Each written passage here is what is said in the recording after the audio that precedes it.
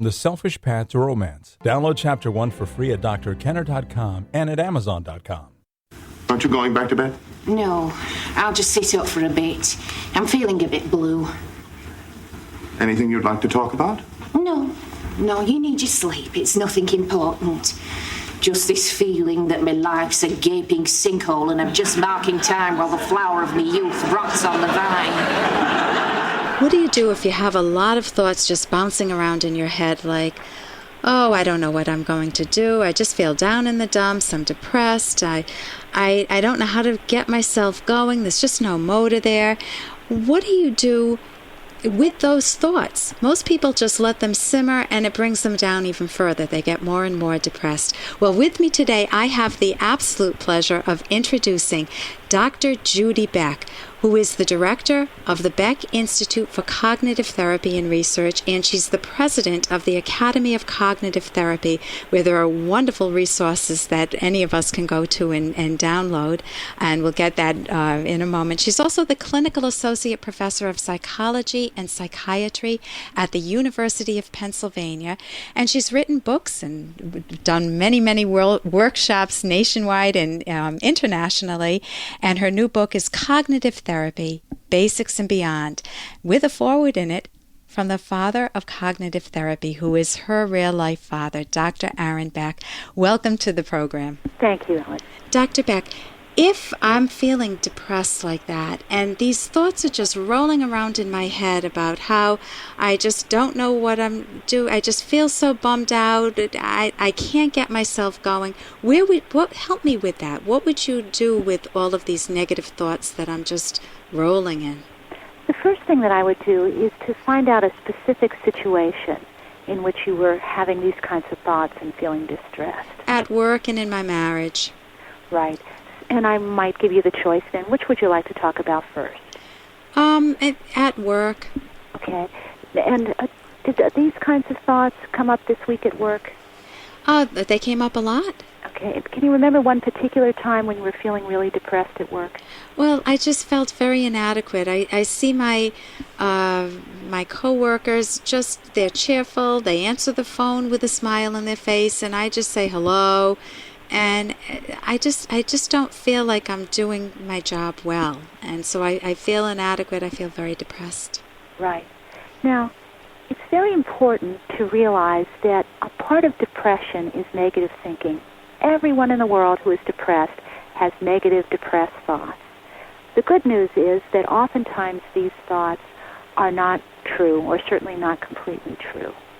So what I'd like to do now is to teach you how you can evaluate an automatic thought like this and find out, is it true, is it not true, someplace in between, and then do some problem solving about it. Would that be all right? Yeah, that'd be fine. Okay. So let's look at this thought, I'm inadequate. Tell me, the first question that I would ask you is, what's the evidence that you're inadequate?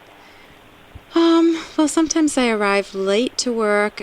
It's only like 5 or 10 minutes late, but it's still late. Uh-huh. And the person I work with is there right on time. Sometimes I just get frazzled. I work at a restaurant, and if I'm a little bit late, it throws everybody off. It throws their schedules off. And then sometimes when I try to help, I'm the receptionist. I answer the phone there. Yeah. But I also sometimes pitch in and help the waiters and waitresses. And I just feel like I don't know. Sometimes I've delivered the wrong order to somebody. So there is evidence that I just feel inadequate at what I'm doing. So far it sounds like, here's the evidence. Sometimes, it sounds like not every day, but sometimes you arrive late, which many of us do. Sometimes you get frazzled, which almost everybody I know does. And sometimes you make mistakes. Again, a pretty human condition. Can I ask you this, Ellen? Is there any evidence on the other side that maybe you're not inadequate, or certainly not completely inadequate?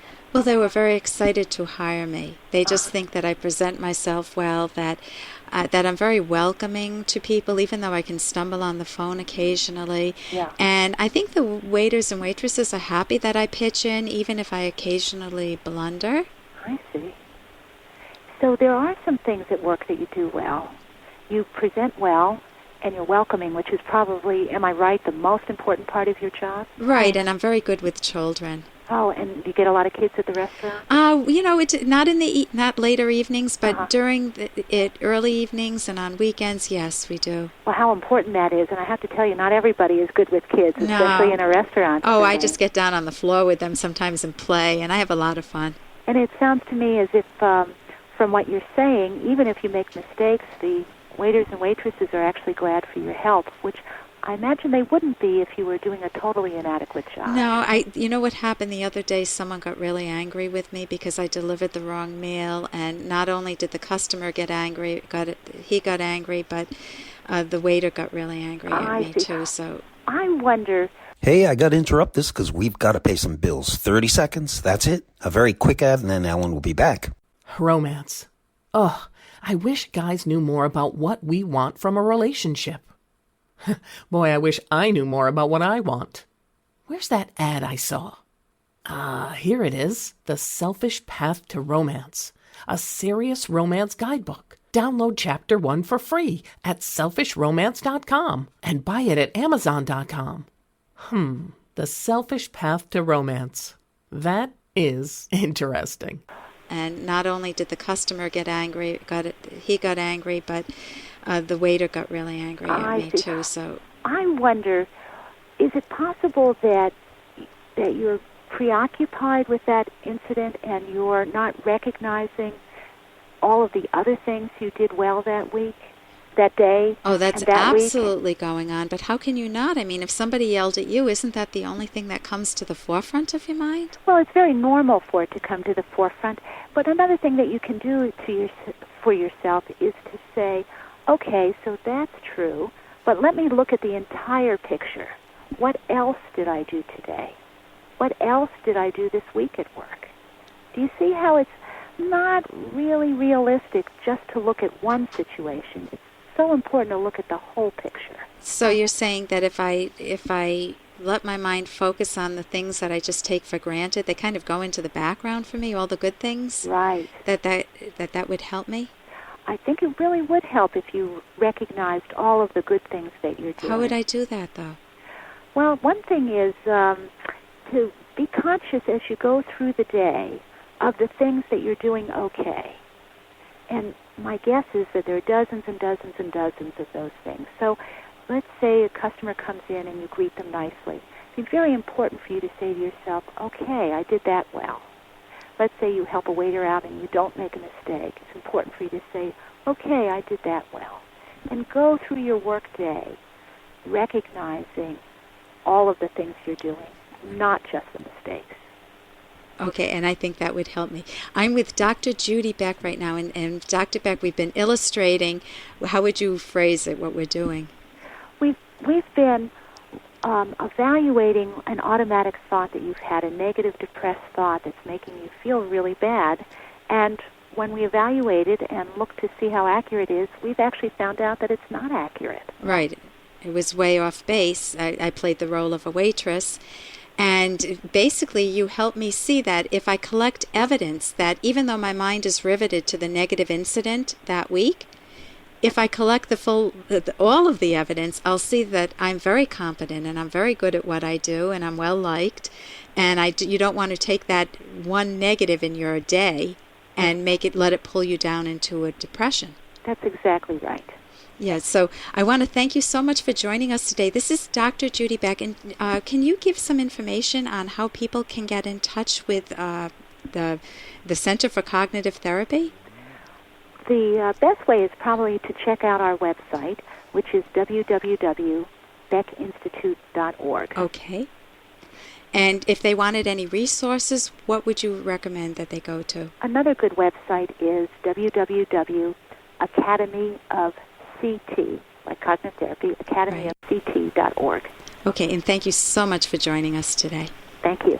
For more Dr. Kenner podcast, go to drkenner.com and please listen to this ad. Here's an excerpt from The Selfish Path to Romance, the Serious Romance Guidebook by clinical psychologist Dr. Ellen Kenner and co-author Dr. Edwin Locke. If you're interested in finding a potential soulmate, be on the lookout and eliminate anyone with poor moral character. For example, someone who is dishonest or lacks integrity, no matter what other qualities he or she possesses, and no matter how good that person makes you feel in the short run, such a person will bring you nothing but heartache and disappointment in the end. Eliminate anyone whom you do not respond to emotionally, including sexually. Love, after all, is an emotion. Notice how your partner treats you. For example, if the person is stingy with praise but generous with criticism, dump him or her. You can download Chapter 1 for free by going to drkenner.com. And you can buy The Selfish Path to Romance at amazon.com.